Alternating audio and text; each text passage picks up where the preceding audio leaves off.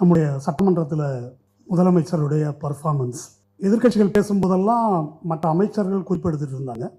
வழக்கமாக பதில் அளிக்க வேண்டிய முதலமைச்சர் குறிச்சுக்கணும் அல்லது சிந்திக்கணும். ஆனால் அவர் அப்படியே அமைதியாக உட்கார்ந்துருந்தார். அதையெல்லாம் கிண்டல் பண்ணிட்டு இருந்தாங்க. அப்போ என்ன செய்து கொண்டிருந்தார் அவர் அப்படின்னா, நான் நினைக்கிறேன் அவர் கேரவனில் உட்காந்து கேரக்டரை பற்றி யோசிச்சுட்டு இருக்கார். கிளைமேக்ஸில் எப்படி நம்ம பர்ஃபார்ம் பண்ணுறது, அடி விழறதெல்லாம் விழுந்துட்டுருக்குது.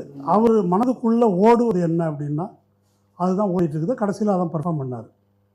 அப்போ தியேட்டர்லேருந்து சாலைக்கு வந்து சாலையிலையும் பர்ஃபார்மன்ஸ், அப்புறம் இப்போ அசம்பிளிலையும் பர்ஃபார்மன்ஸ். இதைத்தான் தமிழ்நாடு கண்டது, பார்த்து கொண்டு இருக்கிறது. ரைட்டு எல்லாருமே இதில் வந்து சந்தோஷம். என்னன்னு கேட்டால், தாமரை மலர்ந்தே தீரும் மலர்ந்தே தீரும்னு நம்ம சொல்லிட்டு இருந்தாங்க ரொம்ப நாளாக. பல பேரும் சொல்லிட்டு இருந்தாங்க. மலரலை. தமிழ்நாட்டில் திராவிட இயக்கத்தினுடைய அரசியல் சித்தாந்தம், அதற்கு எதிராக சனாதனத்தை முன்வைத்து அவர்களுடைய அரசியல் பார்வையை முன்வைத்து அவங்க பேசினது எதுவும் தமிழ்நாட்டில் எடுபடவில்லை, வெல்ல முடியவில்லை. இப்போ மலரும்னு நினைக்கிறாங்க. ஏன் அப்படின்னா, விவசாயத்தில் சொல்கிறாங்க இல்லையா, சீசனிங்னு சொல்லுவாங்கள்ல, மண்ணை பதப்படுத்துவது. அப்படி பதப்படுத்தும் வேலையை விஜய் செய்கிறார். அதனால் தாமரை மலர்வதற்கான வாய்ப்பு உண்டு. அல்லது வேறு விதமாக சொல்லலாம், ஓடுற தண்ணியில் தாமரை மலராது, தேங்கின தண்ணியில் தான் தாமரை மலரும். அப்படி ஒரு அரேஞ்ச்மெண்ட்டை வந்து அவர் உருவாக்கியிருக்காரு. இப்போ மண்ணுக்கேற்ற இந்துத்துவத்தை கொண்டு வருவதற்கு அண்ணாமலை வர்றாரு. சித்தாந்த நீக்கம் செய்வதற்கு அதுக்கு முன்னால் ரெடியாக விஜய் உழுது பயிரிட்டு உழுது பதப்படுத்தி வைப்பதற்கு அவர் வந்திருக்கிறார். இது வந்து ஒன்றும் கான்ஸ்பிரசி தியரி இல்லை. இந்த காரணத்தினால தான் அவர் திரும்ப சொல்வது போல இல்லை, கண் முன்னால் தெரிகின்ற இந்த உண்மை விவரங்களின் அடிப்படையில் தான் விஜய் ஒரு பிஜேபியின் ட்ரோஜன் ஹார்ஸ் என்பது என்னுடைய கருத்து. கரூர் நிகழ்வு நடந்த அன்றைக்கு இரவே கான்ஸ்பிரசி தியரி கடைபிடிக்கப்படுது. அந்த கான்ஸ்பிரசி தியரியை வழிமொழிந்தது பிஜேபி. அதை வந்து மறந்துடக்கூடாது. நயினார் நாகேந்திரன் கடைசி வரைக்கும் அதை பேசிகிட்டு இருந்தார். அமித்ஷாவோட ஒரு கூட்டம் வரைக்கும் திரும்ப திரும்ப செந்தில் பாலாஜின்னு சொல்லிட்டு இருந்தார் நயினார் நாகேந்திரன். அது உடனே கமிஷன் வருது. அதை எப்படி அதை உறுதிப்படுத்துவது என்பதற்கான வேலை நடக்குது. இது அனைத்தையும் விட ஒரு தீர்மானமான ஆதாரம், உச்சநீதிமன்றம் சிபிஐ விசாரணைக்கு உத்தரவிட்டது. அப்பட்டமான முறைகேடான தீர்ப்பு. அந்த தீர்ப்பு டிசைன் பை டிசைன் அப்படி தான் அது வந்தது.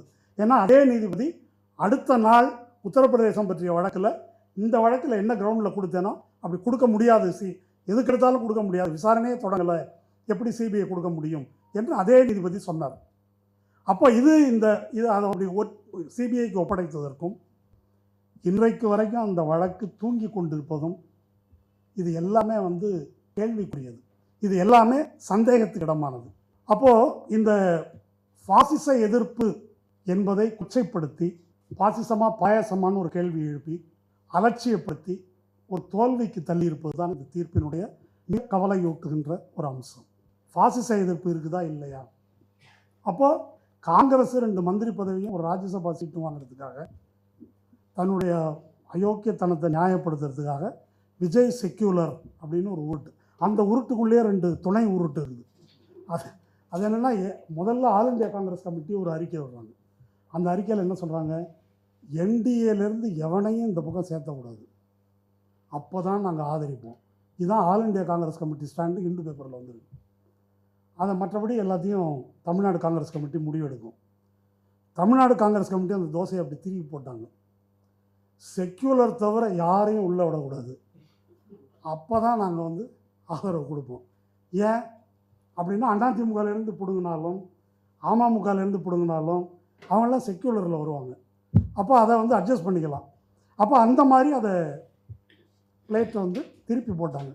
பிசி இடஒதுக்கீடு முஸ்லீம்களுக்கு கிடையாது அப்படின்னு யூனிலேட்டரெல்லாம் முறைகேடாக தீர்ப்பளித்திருக்கிறார். ஆனால் அரசு தரப்பிலிருந்து அதை வந்து ஆட்சேபிக்கவில்லை. அரசு தரப்பில் வழக்கறிஞர் நியமனம் பூரா ரைட் விங் ஆட்கள் அப்படின்னு எனக்கு தகவல்கள் கிடைக்குது, அப்பாயின்ட் பண்ணப்பட்டிருக்கிறவங்கெல்லாம். அதை பற்றி எந்த அப்ஜெக்ஷனும் இல்லை. முஸ்லீம் லீக் வந்து உள்ளே இருக்கிறாங்க. வைகோவை பற்றி ஒன்றும் நம்ம சொல்ல வேணாம். ராஜேந்தர் பேசுனதா வைக்க போகிற கூட நம்மலாம் வைகோவை நம்ம, அதை விட அறிவார்ந்த விமர்சனம் எனக்கு சொல்ல தெரியல, அது போதுமானது நினைக்கிறேன். கடைசியாக இப்போ எங்கே வந்து கிளைமேக்ஸு எங்கே அப்படின்னு சொன்னாக்கா, ராஜ்மோகன் கம்யூனிஸ்டுகளை விமர்சித்தா நாங்கள் சும்மா விட மாட்டோம், நாங்கள் வருவோம். இதை விட கம்யூனிஸ்டுகள் மீது பெரிய விமர்சனம் வந்துட்டார் தேவையில்லை.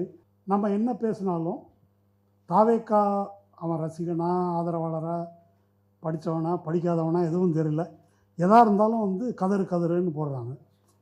இந்த டைப்பில் வந்து ரியாக்ட் பண்ணுறாங்க. இப்போ இவங்களோட எப்படி பேசுகிறது அப்படின்றது ஒரு கேள்வியாக இருக்குது. இந்த இதற்குத்தானே ஆசைப்பட்ட பாலகுமாரால் சுகுர் வந்த அண்ணாச்சியும் ரோபோ சங்கரும் எப்படி நம்ம விஜய் சேதுபதிக்கிட்ட பேச முடியாது என்னன்னு, இவங்க பாரு அவன் டான்ஸ் ஆடிட்டு இருப்பான்ற மாதிரி. என்ன பிரச்சனைன்னு கேட்டால் காதில் இயர்ஃபோன் இருக்குது, நீங்கள் பேசுகிற எதுவும் அவர்கள் காதில் விழவில்லை, நமக்கு தான் லோ சுகர் வரும் இல்லையா? அப்போ காதில் இயர்ஃபோன் இருக்குது என்பதன் பொருள் அவங்க வேற ஒரு பபுளுக்குள்ளே இருக்கிறாங்க, அது வேற ஒரு உலகம். உடனுக்குடன் செய்திகளை தெரிந்து கொள்ள சன் நியூஸ் பெல் ஐகானை கிளிக் பண்ணுங்க.